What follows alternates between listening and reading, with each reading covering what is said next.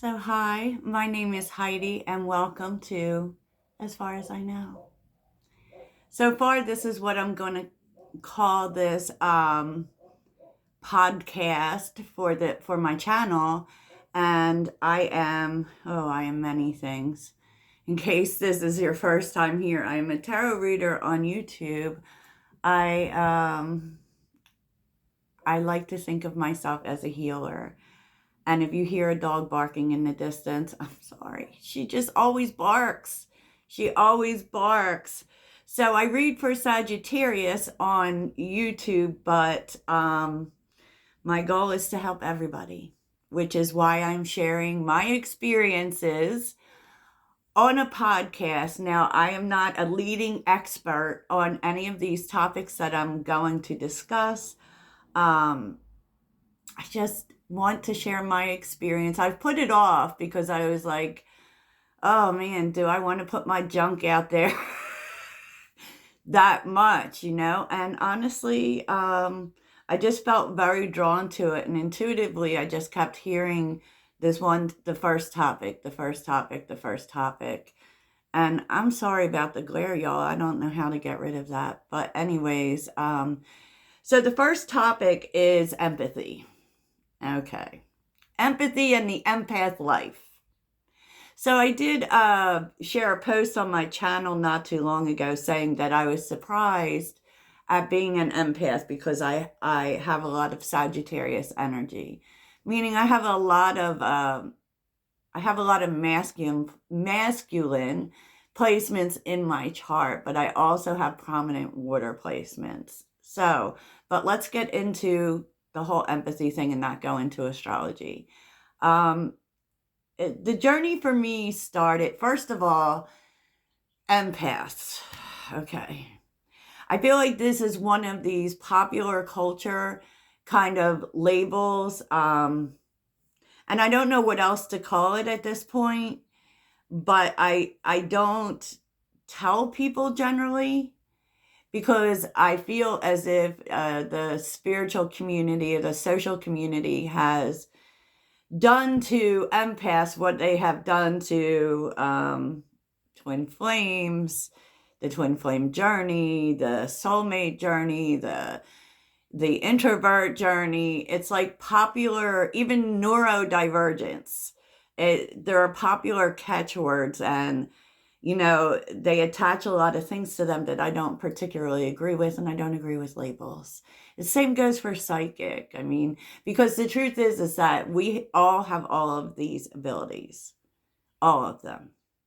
Okay. I also detest narcissism being thrown around like, it seems a lot of the times to me whenever someone has a bad relationship, they're blaming narcissism. And I will tell you this.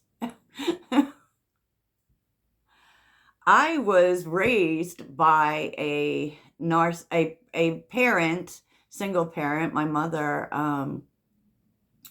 had narcissistic personality disorder and she was bipolar. And I never really knew it. I don't think she did either, to be honest. She was always treated for anxiety. And, I feel like back in her day, because I'm in my 50s, so back in her day, I don't feel they definitely didn't know as much as they know now.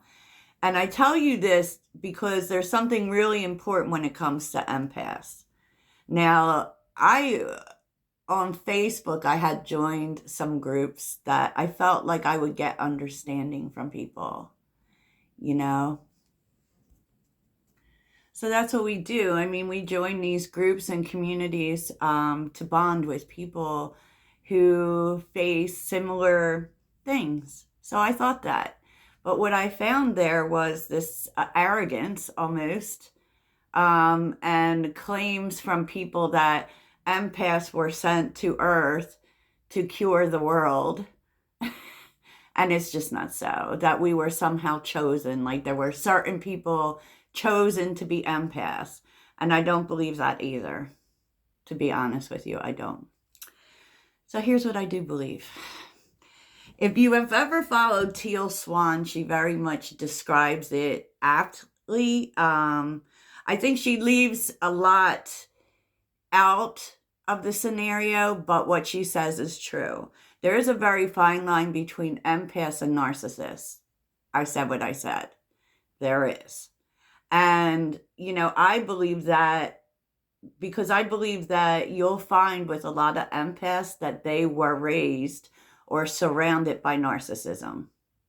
Because empaths, well, Teal Swan pretty much says that it's a trauma response. It is in a way because it's attached to chaos. So, for instance, one thing that empaths do, we do have a lot of feelings. We do operate from a feeling space. And it is very difficult because we learned, it's like a coping mechanism that we learned early on. So we learn it through chaos and trauma. For me personally, my childhood was chaotic. It wasn't necessarily, there was no abuse in my childhood. It was just never knowing what's going to happen next. Was pretty much the theme of my upbringing and pretty much raising myself. I am a Gen Xer. I'm a latchkey kid, and it was different for us because we didn't have the knowledge that is available today. We were pretty much raised to take care of ourselves, to not complain, to not cry, all of those things. So, I never understood why it was that I had so many feelings. But let's get back to the original, how empaths are brought in, how this happens. I think it's a multi-layered thing. I think that there are some of us that are more sensitive. Okay, but it is also a coping mechanism because what empaths learn to do is they learn to read the energy in the room so that they can see what's coming. But they also are the peacemakers. They also try to very much smooth the energy, right? And we also see a lot that isn't seen, so we can actually, we're created to, deal with any situation. And it does come from chaos. I'm sorry. So it is a little bit of a trauma response. It is a coping mechanism, but it kind of is bigger than that too, because what we do is that we think that if we can see someone's pain or see someone's problems, that we can take it away by taking it on ourselves because we think that we can manage it better. And, I feel like that, and I'm not saying that that's an arrogant thing. We have good intentions with it all the time, but we want to save everyone. We are healers, right? We're always looking to smooth out the energy. We're always looking to settle the problems so that there can be peace. But what winds up happening is we take it all on ourselves, and I didn't even really notice this until I started doing some research into it, just kind of crossed my view, and I saw something that happens to me or something that had happened to me before I learned emotional regulation. So for instance, when an empath is having a conversation with someone, if they're not regulating their own space, they're not doing much good. Because what winds up, I noticed this, I'll give you a scenario with my ex-husband. He would come home and he's angry about something. And because I absorb feelings, I become angry too. And I think I'm helping. But what I'm actually doing is stirring the pot. What I'm actually doing is feeding his anger. And it comes from a place of I'm angry for him. And an empath thinks that the way, before we learn all the lessons, that the way to solve the problems is for us to take it. is for us to take it. So we very much absorb emotions. And it's not healthy for the empath or the person, because at the end of the day, the people that you're trying to help are not getting helped. They're not getting help because you're kind of, you're tossing the emotion back and forth, pretty much is what happens. I believe an empath's greatest gift is that they create safety for people. So you create safe spaces for people to tell you their problems, for people to get rid of their shame and their guilt, for people to be vulnerable, because an empath is not going to use what you tell them. They're creating the safe space for you. And I feel often that is my effect on people, is that they feel like they have been seen. They feel like they have been understood. So the truth is, our greatest gift is listening. Our greatest gift is not to do anything. Now, it is really important for an empath to learn emotional regulation and detachment. Because and limits, okay, I learned this the hard way too, because I want to help everybody, I want to save the world. I can't. I remember one day in particular where I had, I think I talked to 3 different people about their problems, or they talked to me. And by the end of the day, I was stressed out and I was tired, and I was holding on to it. And a friend said to me, Heidi, you cannot save the world. You have to learn when to say no. So for an empath or a highly sensitive person, you can't listen to everyone's problems. You have to set limits for yourself, because you so easily attach to energy and emotions. You have to have limits. You have to have limits. So for instance, I can't hear that many people in a day, right? I can't hear 3 different people's problems in a day. And, empaths,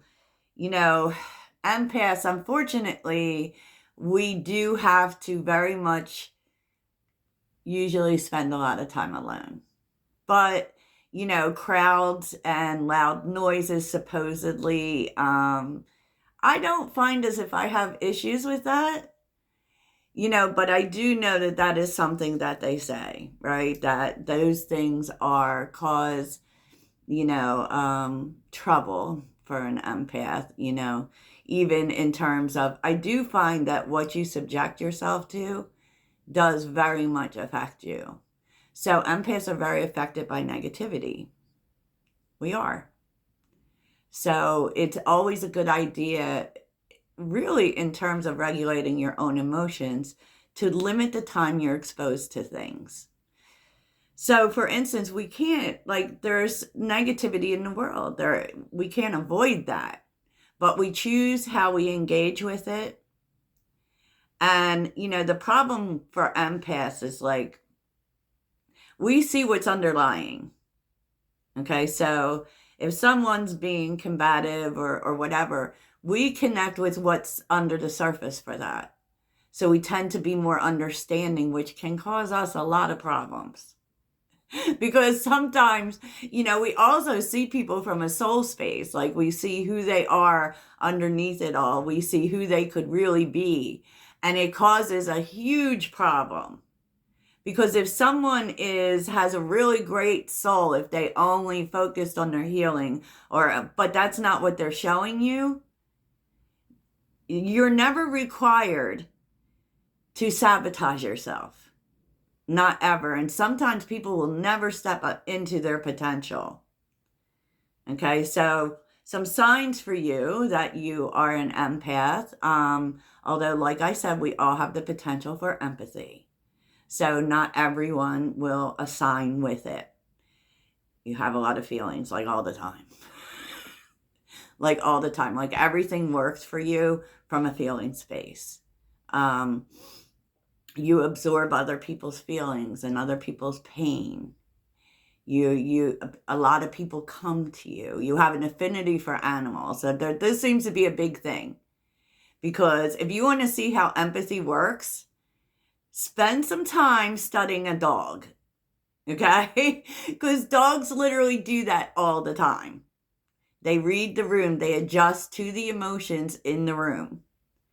And so, yes, but before you go into any conversation or any situation, you have to first check with yourself. Okay? So, that is why if you watch my readings, you'll hear that I say I feel a lot. And that's because you have to constantly check your own feelings. So say a friend says to you, "Oh, can we get together? I really need to talk about something." You have to say out loud how you feel. This is for yourself so that you can separate your feelings from the other person because you want to be helpful.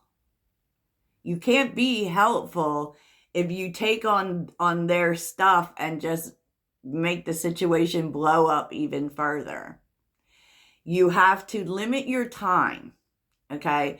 I think that when they say that empaths can't deal with crowds, I, I feel some kind of way every time I see it because we have to move in the world. We have to move in the world. Life doesn't show up in special conditions for us normally, right? We have jobs, we have friends, we have places we have to go. We have to go to the supermarket. There's a lot of people there. So what are you going to do? Like, you can't closet your whole life, but you can limit things. So for instance, I set limits for social media. Okay. I also know that, and you have a choice on what you surround yourself with, what you choose to surround yourself with. There is an issue of there are things outside of you you cannot control, and you accept that. But when it comes to what I'm interacting with, I have a choice, right? I limit my time on social media. I limit my TV time. If I go out, before I go, I will say it's a party or something like that. I'll say I'm only staying for 2 hours. I set that expectation for myself. And if I want to stay longer, I can stay longer. But it's really good to set limits for yourself. You don't have to tell anyone. And even when you're in an environment where there is a lot of people, look for little pockets of escape. You know, can I go outside for 10 minutes? Believe it or not, that will really, really help. And who you surround yourself with is very important. I find that the other problem being an empath is we're so used to helping everyone else. We have a huge problem accepting help. You must have someone that you can share your feelings with, a safe space. You must have it. Okay. And so, I find that journaling is very helpful too, because not everybody wants to hear it. You have to also do energetic dumps, meditation, especially even if you don't have time at the beginning of the day to meditate, find the time at the end of the day. Find the time at the end of the day because you've got to get it out. You got to release it because we deal with so much during the course of our day that we have to release energy at the end of the day, every freaking day, every day. Even if that's just sitting within yourself and saying to yourself, I release the energy of the day. I release anything attached to me that is in my way. You have to do it. And I feel like it's very important too for empaths to create sacred spaces. Let's get into it. Sacred spaces. All right. So my room, I work from home. I literally do do everything in my room. In this little bedroom, I have a home office, but I've also decorated it to inspire me. I have a wall of inspiration that has nothing but inspirational words and quotes.